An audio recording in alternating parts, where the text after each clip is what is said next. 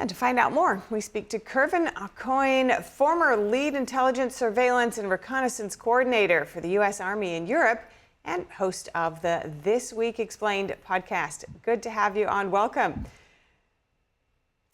Now, Thank you so much for having me on.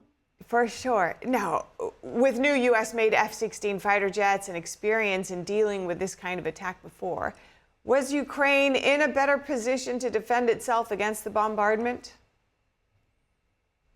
Oh, they were absolutely in a much better position than they were a year ago for what you just said, the F-16 fighter jets that they have that were able to shoot down some of these munitions, but they did not get all of them. And the fact of the matter is, Putin is trying to put more pressure on the Ukrainian people to get into the ear of Zelensky, to get Zelensky to the table to agree to a deal that's going to be more beneficial to Russia.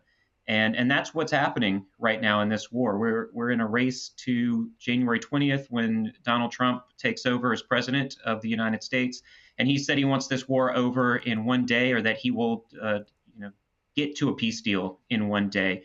So once he takes over, both of these leaders, both Putin in Russia and Zelensky in Ukraine, understand that they need to have some leverage in these discussions. And in order to have that, if you have that leverage, then you can come out better during the peace deal. And that's what Putin's doing. He's putting pressure on Zelensky to come to the table to agree to Russia's demands, not just the Ukrainian demands. And Russia says that its strike was in retaliation to Ukraine hitting a Russian airbase with U.S.-supplied missiles. We're still unclear about how much damage Ukraine sustained in this attack, but do you see Zelensky winding down its long-range attacks in Russian territory anytime soon? No, I don't. He keeps asking for more. I think he wants to put more pressure on Putin. He wants to show that Ukraine has strength. And as long as Ukraine has the backing of the West with the United States and NATO, that there is an opportunity for Ukraine to come out of here victorious and to not have that all those regions that were recently annexed by Russia. Zelensky said he wants those back. And so they're going to keep fighting until they absolutely have to get to the negotiating table on this one. And so, no, I don't think that they're going to stop doing long-range attacks up until the time that President-elect Donald Trump takes office. And Trump has said that he wants to end Ukraine's longer-range attacks. Do you think that that's possible once Trump takes office? Absolutely. Absolutely. And Trump would have the authority to tell the Ukrainians and Zelensky that they can no longer use those munitions. And just like the Biden administration has done to Netanyahu in Israel, when they considered things that Israel was doing not part of the deal for the weapons that were supplied, they considered stopping the use of the U.S. weapons with Israel. Donald Trump can do this with Ukraine, and I do believe he will if he sees an opportunity to. He will tell Zelensky, you're escalating this further than it should be, and you need to stop using long-range weapons. And so I believe we're at a probable that that's what we're going to see happen in that discussion.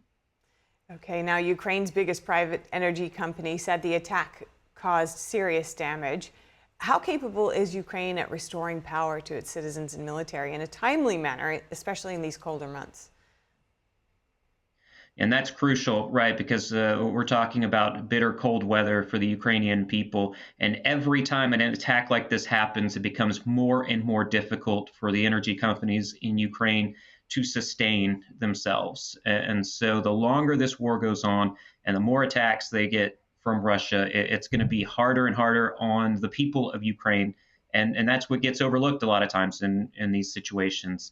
The people of Ukraine are suffering, and they're suffering because Putin decided on this special military operation that's now gone over 2.5 years. And he's adding more pressure to those citizens. And it is just so that they then it demoralizes the Ukrainian people, and Putin is planning for those individuals to speak out and to go to Zelensky and tell Zelensky in this war now, and that gives Russia the upper hand.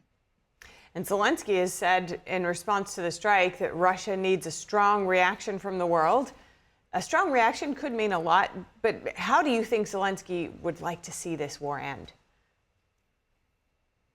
Well, he wants to see it end with a Ukrainian victory. Those regions that are recently annexed on the eastern side of Ukraine, but also Crimea being returned to Ukraine, I think that might be a pipe dream at this point for him. But I think what he's saying here is there's going to come a point where NATO is going to have to put up or shut up.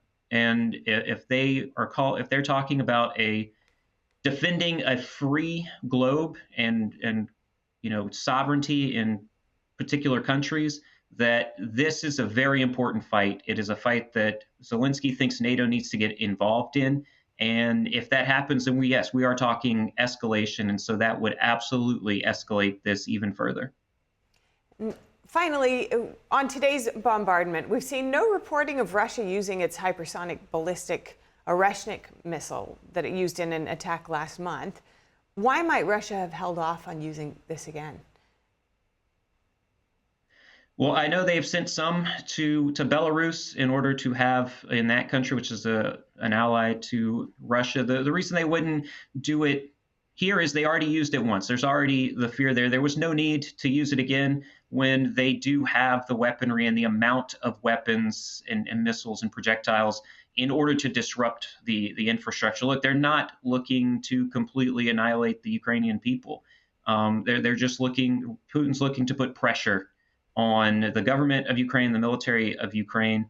And so that's why he wouldn't use it again. It doesn't benefit him, and he may need those down the line if we get into a global conflict. Kervin Aucoin, thank you so much for your time. Great to speak with you. As always, it's a pleasure to be here. Thank you.